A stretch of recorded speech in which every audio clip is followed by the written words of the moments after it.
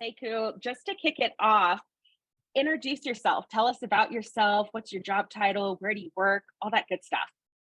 Yeah. Hey, well, thanks everyone to be here. It's good to meet you. Um, my bio's on the on the screen, so Yes. I don't want to repeat too much. But I've been working for a long time in the tech industry, multiple functions. I worked as a consultant, and the last 15 years I've been working as a marketer at mostly big tech companies that you may have heard of, Facebook, Microsoft, IBM.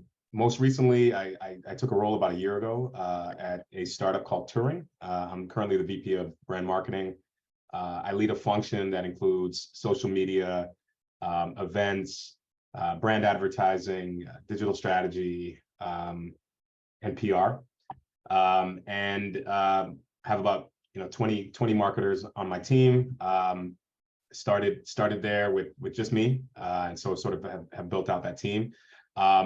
Interestingly enough, I've sort of started my marketing career as a product marketer, and I'm sort of evolved into sort of different roles. I did product marketing for a little while. I did developer marketing for a long time, and now I'm sort of doing this brand role. But lots to talk about. I could go in a lot of different directions, but that's me in a nutshell. I've been teaching for about 10 years. I've taught at Monroe College, and that for about 3 years, and then last 7 or 8 years I've been teaching at NYU, where I teach one class, master's level class called managing products and brands. That's the name of the class. I've taught it for a long time. I can't believe I blanked on the name, but that's what I've been teaching for the last 7 years. And yeah, I love teaching. I love working with students. Yeah, I'm here to answer any questions that you guys have. I love it. Okay, I'm going to stop sharing my screen just because I like to see folks' faces. And since a lot of y'all have your cameras on, which is awesome. So I guess I just want to ask kind of Joanna's first question that she said. It was asking, what are the transferable skills that you have that you've gained over the years that really can help her, who's in our product management concentration, maybe dabble in like product marketing or, those different avenues. Yeah, I could go down a rabbit hole talking about product management and product marketing, but what I tell every marketer that I've ever spoken to that's interested in product management is, especially when you transition to product management, product marketing, if you're already a marketer, marketing is the conduit to product management. And if you think about what product management is, right? Product management is essentially, managing sort of the time, the resources, the budgeting, the plan to create something, right, is product management, usually something technical, right? Product marketing is sort of the business case for that. It's like, should we create the thing? What's the addressable market? How are we going to position it? Who's the target, right? Things like that. But they work really closely. And at smaller tech companies like the one I work at, where we don't even have product marketing as a function, a lot of times product management and product marketing are the same role, right? But once you get to a bigger company like Facebook or Microsoft, they're different roles, right? Product marketing is called PMM, and product management is called PM, and they work really closely together. They're really joined, and I've seen a lot of people sort of move from traditional marketing to product marketing to product management. I would say, it's taking, sort of learning hard skills in product management is helpful. So it's good that you're taking the product management course. But even still, I think even the path for you might just be product marketing and then product management. I think that's a good path, and you'll get a lot of really good experience and work closely with product managers and really get a up close idea of like what they do in day to day, and it's like you can't beat that, right? Mm-hmm. Yeah, I figured that like when I was looking at product marketing, I didn't know whether to take it because I felt like I know most of the stuff, but for product marketing, so I took product management. So because I want to learn like something different that would just complement what I would already know, because it wouldn't be too far from product marketing. Yeah. And what interesting thing is, I think product marketing at a tech company it's very different than product marketing anyplace else, right? And so that's the only thing I would say. Even as a marketer, I think it's a different skill set. For instance, product marketing, you don't do any like outbound stuff. Like it's like zero. It's all inbound marketing, right? So like you're working from the inception of the product to figure out like literally it's the business case. Like should we be even building this? How much money can we make? How much should we charge? So it's very different than a sort of a traditional, even like, and I worked as a product marketer on a B2B side in tech and on the B2C side. B2C is just outbound marketing. I mean, and I don't want to devalue outbound marketing. I love that stuff, right? But like, advertising, like that's what it is, messaging.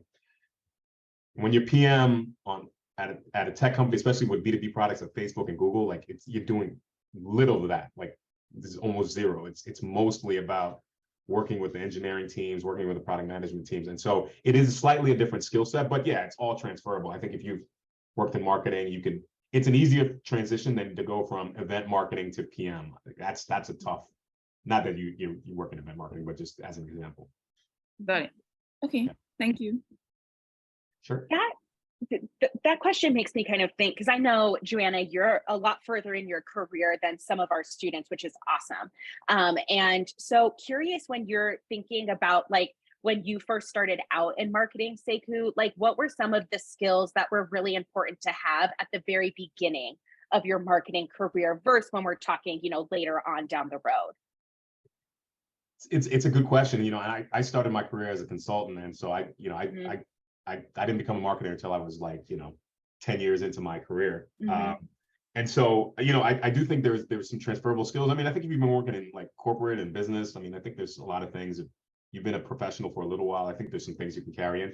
But there's a couple of things that I think foundationally that you need as a marketer that are really impactful. I think one, is understanding digital, and specifically digital marketing, all of the big tent that is digital marketing, whether it's SEO and SEM, whether it's ads, digital ads, understanding email marketing, like, generally speaking, understanding like digital and digital strategy, I think is probably the number one skill that you need to learn. And I would include social in there as well. Two, I think if you're working in a consumer business, understanding point of sale, I think that's the thing you never learn anywhere, right? You never learn anything about point of sale. Like I worked in video games. It was my first job out of grad school.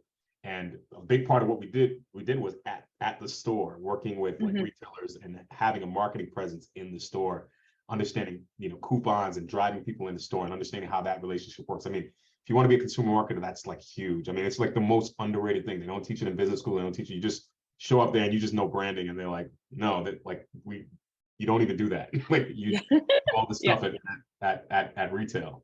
And just understanding how retail works. Those are the two. And I think the third thing that's I think really important is just understanding the foundation, like foundational stuff. Marketing is weird because your first marketing job, people don't necessarily use, everyone kind of uses different sort of terminology for foundational stuff.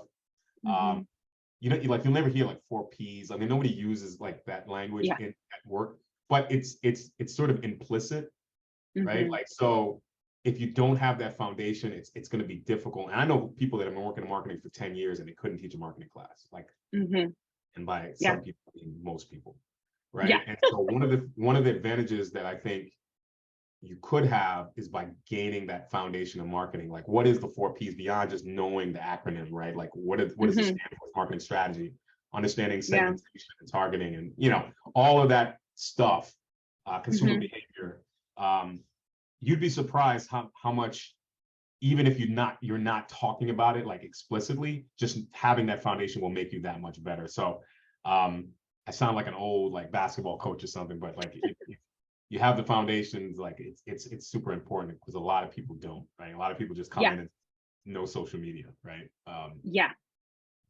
No, fair. Thanks. That's helpful.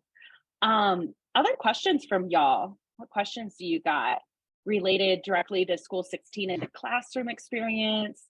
How Sekou broke into tech? How to get a job? All of those questions. Okay, so no, just kidding. No, if you could just kind of speak about like how you transitioned and how to get a job, if you're working or have no experience in tech directly now.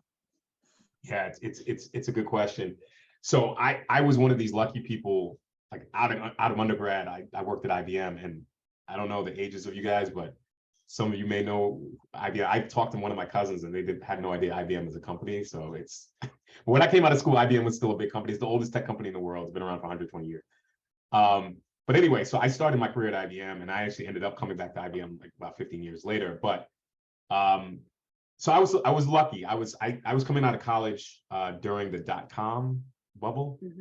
And everybody was trying to like, you know, build a website. I mean, that was the thing, right? Like, and become a millionaire, not a billionaire back then, but a millionaire.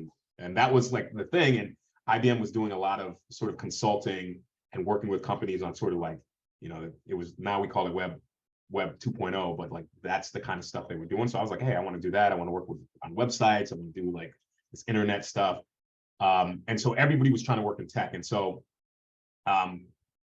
that's not a deep reason, but that's the reason I ended up at IBM. I was just looking for a tech job, and I ended up getting lucky. I had a friend that worked at IBM, and you know, again, like kind of got lucky there. I think what's more interesting is how I got my second foray into tech. Because after I worked at IBM for 5 years, I went to school. I said, hey, I want to do marketing. I want to do something else. How I got my second job was literally just through sort of networking. One of the things I always tell people is like, if you want to do something, you have to tell everybody, like anybody you meet, like I want to work in this industry. I want to, and you know, you just do it, right? And you network and you meet people and you tell them, even if they don't care, right? Eventually you meet someone that can point you to somebody, and then you'll end up having, hopefully building some relationships. So for me, I ended up getting my job at Microsoft, and specifically Microsoft was hard enough, but getting into Xbox, which is the division I worked in, was almost impossible. Like literally people said it's impossible. And I was able to just to kind of build relationships and networks. But the other thing is I'm a big proponent of don't hold out for your dream job per se. You have to take an iterative approach, right? So you have to think about, all right, I want to work at Google. All right, what are the jobs at Google? All right, if I want to work at Google, Google is, let's say I wanted to work in marketing at Google. There's multiple jobs. I could work in corporate marketing, which it could be B2C, could be B2B. I could work in sort of the ads business marketing, more on the B2B, the revenue side. Like what is it? Well, you know, Google's an ads business, right? So like really that's what it is. It's an ad company, right? It's an ad tech company. And so you have to kind of think about, like, how do I position myself, right? You know, getting a job maybe at a smaller sort of ad tech company or an ad network or a publisher, right, that kind of gets your feet wet into sort of that business, makes you that much more attractive. So, you know, one of the ways to get into tech is like, everybody's looking at Google and you know, Meta and all these companies, but there's a ton of other good companies that will give you a shot, right? Get one of those roles, build some skills, and then, you know, position yourself. But you kind of have to do that thought process, right? I ended up at Meta, which is like, I wanted to work in Meta, and like 3-4 years. I was trying to figure out how to get there, and that's sort of how I did it. You know, I started at CBS local digital media, right, and publishing, and then I moved to an ad network called Undertone, and then from Undertone I went to Facebook. And so you kind of have to like think through a path like that. That's probably the hardest part, and then you have to execute it. But sometimes making that jump to a Google or an Amazon is tough. So I always tell people, kind of think through like an iterative approach. No, that's Daphne. Did that kind of help? Oh yeah, motivate you? absolutely. Yeah, Go ahead. no, definitely. I love your advice, like not looking at the dream job and work and thinking about like kind of a game plan to get there, like steps to take. So Right. Thank you for that. Yes, somebody actually told me that you know, about 10-15 years ago, was just like, think about the skills you need to get that dream job. Like, what are the roles and jobs that are going to get you there, right? I mean, the resume too, positioning on the resume is good, like just getting an industry job, but also like, what are the skills that I need? I think that was super helpful for me. And I got that advice late. I was already in my 30s. Yeah. No, that makes sense. And I love how you kind of said, like, tell everybody about what you want to do. I'm a big proponent of manifesting, but I think like manifesting to me is literally that. Like, you're telling everyone and anyone what you want, and it helps like build the connections, because somebody might know somebody to hook you up. So I love that you shared that. I think that that's really valuable, valuable advice. So great. What other questions y'all got, if any? Josh is in the chat mocking my manifestation. He knows I talk No, about that all the time. I'm attesting to it. I'm attesting to it because I know you live by it. I No, do. I love the feedback too, Sekou. And I think, yeah, to your point too, just, talking about the way we find work and the way that, that you have to go about job searching these days and looking for opportunities these days is so different. And it's something that we're woefully underprepared by in high school or college, the kind of way that we think about getting a job. And when I was in school and high school, just hearing a lot about building your resume and, working on that as the primary driver of your success. And that actually has nothing to do with how I've been able to find jobs and how so many people find jobs these days. So I think that's a really good point to keep in mind too, is just the critical need to network. I know you're talking about that a lot. And even in the early opportunities that you mentioned like having a friend who helped to connect you to an opportunity. And that's so often how it happens. And I know I've talked with some of you on this call and shared the story of my brother, but my brother works as a project manager, and that's how he got into. He just had a friend that he went to high school with who ended up running an app and web design agency. And so 10 years ago, my brother was able to get a project coordinator role there. And it started as a low pay, like small town kind of thing in a small organization, and blew up into this career that he's had all the way through to today. And my brother's also not a college graduate and so on. So, he's taken that non-traditional pathway. And I think whether you have taken more of that traditional pathway or the non-traditional pathway, you have to use networking, and it has to be a critical component of your job search in order to be successful these days. Yeah. I mean, and you have to be open for opportunities. I mean, I could give multiple examples of jobs I didn't want to take that I took, and it ended up being a good thing. Literally, like almost like wanted to punch a wall. I didn't want to take the job, but I needed it. I needed the job, and it was a right move, and it ended up working out. So sometimes you kind of have to be open to opportunity. I think it's good to have a goal, but again, like you can go this way to get to, you don't have to go in a straight line. It's like, life is not linear, right? So sometimes a job that you might not think is your favorite opportunity might be the best opportunity for you because it positions you for the next thing. So yeah, so true. Okay, y'all, we have like 5 minutes left. I have really loved all the questions asked so far. I have one more question that I want to ask Sekou, but your questions are more important than mine. So anybody else got a question? Yeah, go for it, Noelle. So I'm transitioning because I know what IBM is. So I have a friend who works there.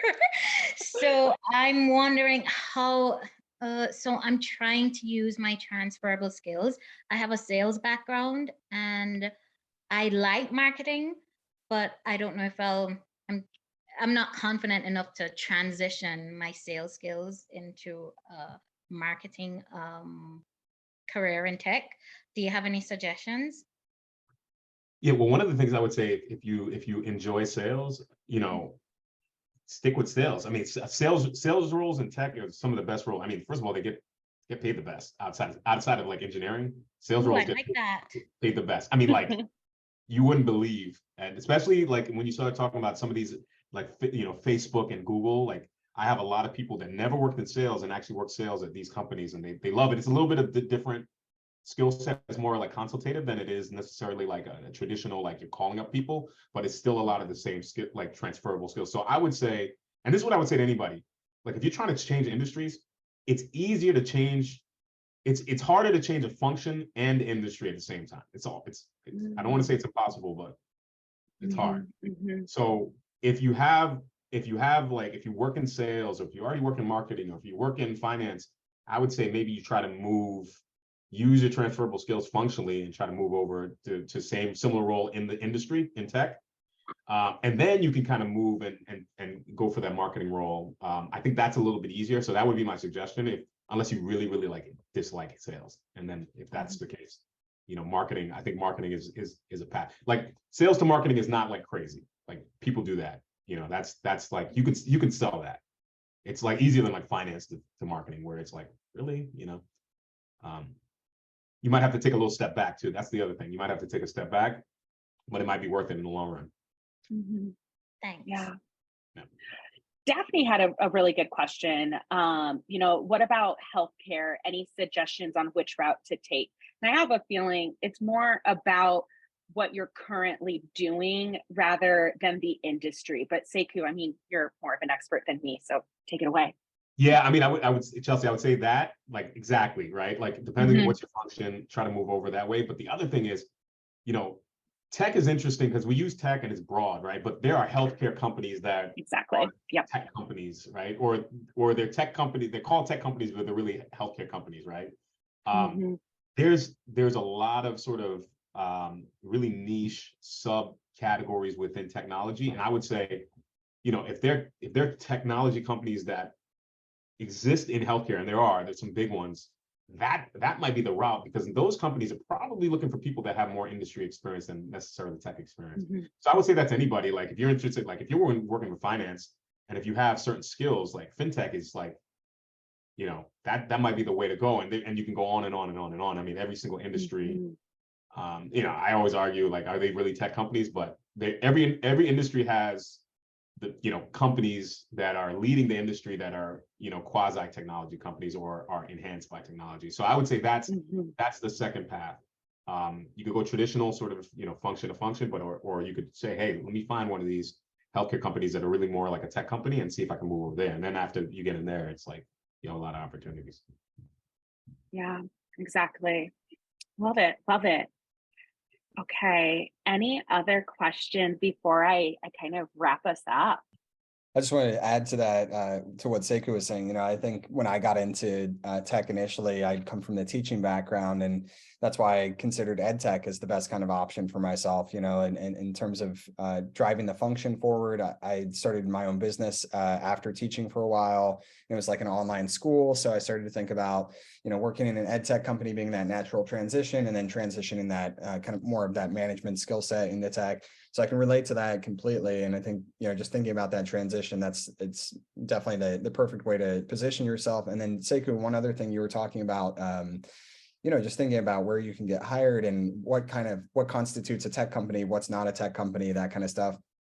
One of the major things I've seen recently, of course, we've seen about layoffs and things happening lately. And then at the same time, we know that, in this tech space, actually, maybe not everybody knows, but in the tech space, there's still growth in this industry, even this year with all the layoffs that are happening. And then you see companies that are not known as a tech company, like Nike, that I saw is hiring a ton of software engineers and data scientists these days. Project managers, product managers, et cetera. So there's also those companies that are, quasi in the tech space, as Sekou was saying, that kind of like quasi relationship. But I think that's, the other thing to consider is that there's ways to get these kind of more tech related jobs in a department of a business that's not a tech company, that may actually operate much more like a tech company too. Yeah, absolutely. Like every company nowadays, my argument is always every company is kind of like a tech company now. Yeah. So, but like, I think that's a great point. And all of you guys probably work in the industry, have some kind of industry expertise. So that's a lane. That's a decent lane to investigate. Yeah, absolutely. I was just talking with a student here at School16, who she's a parent and was kind of trying to figure out like what jobs she should be applying for, what companies.